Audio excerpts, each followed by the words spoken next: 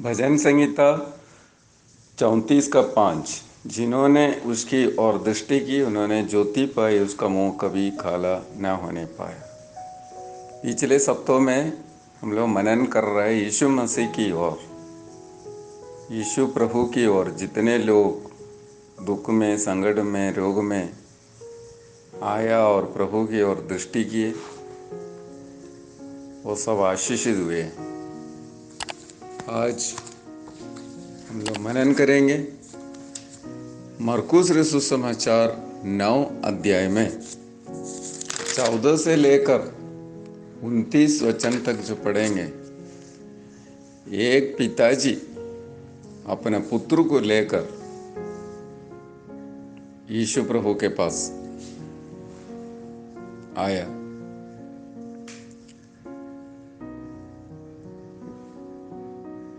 उसका समस्या यही था, उस पुत्र का समस्या उधर बताता है 9 अध्याय का 18 वचन में।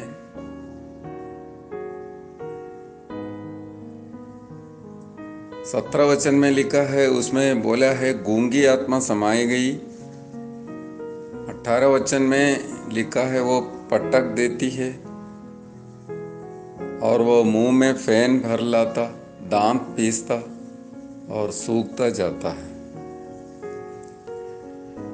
और 21 वचन में बताया गया है ये बीमारी बचपन से है।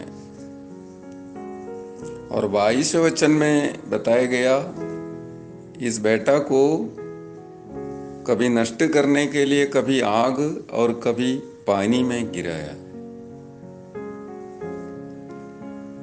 इसी प्रकार का भारी समस्या को लेकर अपने पुत्र के प्रति चिंता करने वाला एक पिताजी इस समस्या के हाल होने के लिए यीशु मसीह के चरणों में लाया।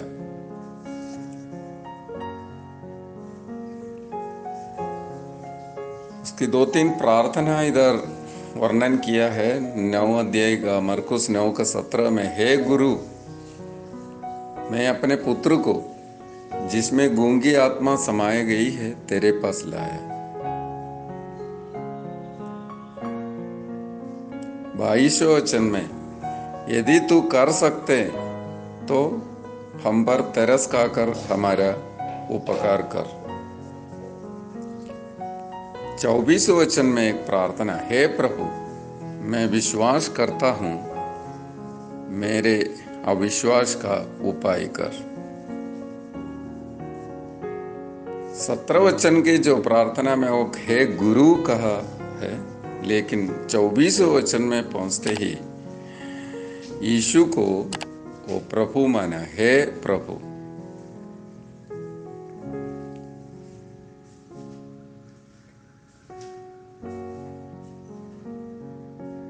और विनती करता है, मैं विश्वास करता हूं, मेरा अविश्वास का उपाय कर। और यीशु मसीह कहा गया 23 वचन में, विश्वास करने वालों के लिए सब कुछ हो सकता है। जब हम यीशु मसीह के पास आता है आशीष पाने के लिए, इस पिताजी के जैसा हमारा भी जीवन में यीशु मसीह को अपना प्रभु ग्रहण करके ऐसा विश्वास, यीशु मसीह मेरा प्रभु है, वो मेरा हर प्रकार की समस्याओं से मुझे आज़ादी दे सकते, ऐसा पक्का विश्वास करके यदि कोई प्रभु के पास आएगा वो कभी लज्जित ना होगा। पाप के बंधन से हमें आज़ादी देने वाला प्रभु है, रोग के बंधन से हमें आज़ादी देने वाला प्रभु है, निराशा के बंधन से हमें आज़ादी देने वाला प्रभु है। तो उसको हमारे जीवन का स्वामी और प्रभु ग्रहण करके अपना दिल में, दिल का राजा ग्रहण करोगे, प्रार्थना करोगे, उस प्रार्थना में बहुत सामर्थ्य है। ये पिताजी ऐसा प्रार्थना किए है, प्रभु मैं विश्वास करता हूं, मेरा विश्वास का उपाय कर। तब प्रभु के मुंह से एक वचन निकला, हे गूंगी और बहरी आत्मा, मैं तुझे आज्ञा देता हूं उसमें से निकला और उसमें फिर कभी प्रवेश न करना। इस वचन की सामर्थ्य से उसका अंदर का जो दुष्ट आत्मा है वो चिल्लाकर बहुत मरोड़ कर निकल आई। बालक मरा हुआ सा हो गया। यहाँ तक कुछ लोग सोचने लगे वो मर गया, लेकिन यीशु उसका हाथ पकड़ के उसे उठाया और वह खड़ा हो गया और वो बालक पूरी रीति से आजादी पाया। ये जो वचन सुनने वाला प्रिय लोगों, हम भी प्रभु के पास विश्वास करके प्रभु मानकर अपने जीवन का हृदय में यीशु मसीह को अपना राजा और प्रभु ग्रहण करके उस जगत की ज्योति के पास जो सबको प्रकाशित करते हैं यदि जाओगे तो हमारा भी सब समस्या प्रभु जरूर दूर करेगा।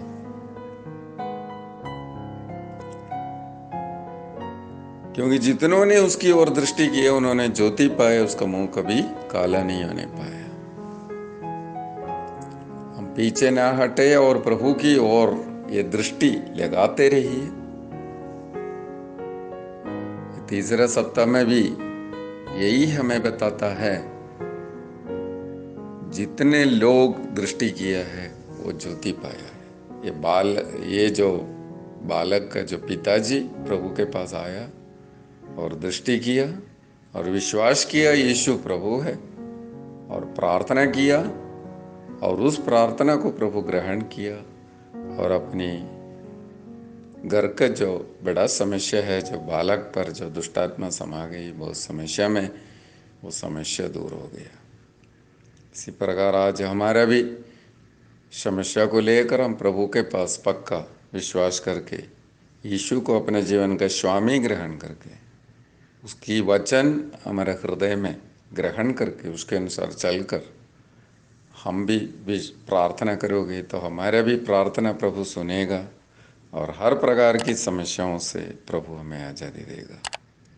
स्वर्गीय पिताजी, हम आपका लाखों लाखों धन्यवाद करते हैं भजन संहिता के जो वचन के लिए। जिन्होंने उसकी ओर दृष्टि की उन्होंने ज्योति पाई, उसका मुंह कभी काला नहीं होने पाया। प्रभु जी, हम लाखों लाखों धन्यवाद करते हैं आपकी ओर दृष्टि करने का, आपको अपने जीवन का स्वामी और प्रभु ग्रहण करने का सौभाग्य हमारे जीवन में मिला। आप सच्चा प्रभु है, हम आपका लाखों लाखों धन्यवाद करते हैं। प्रभु जी, हर जीवन की हर समस्याओं में हम आपके ऊपर भरोसा कर सके और विश्वास कर सके, हमारे दृष्टि कभी आपसे हटने ना पाए। हर एक विश्वासी गण के लिए प्रार्थना करते हैं, प्रेम पिता, हर एक को ऐसा मदद कर जीवन की आखिरी सांस तक आपकी ओर दृष्टि करते रहे, आशीष पाते रहने में सहायता कर।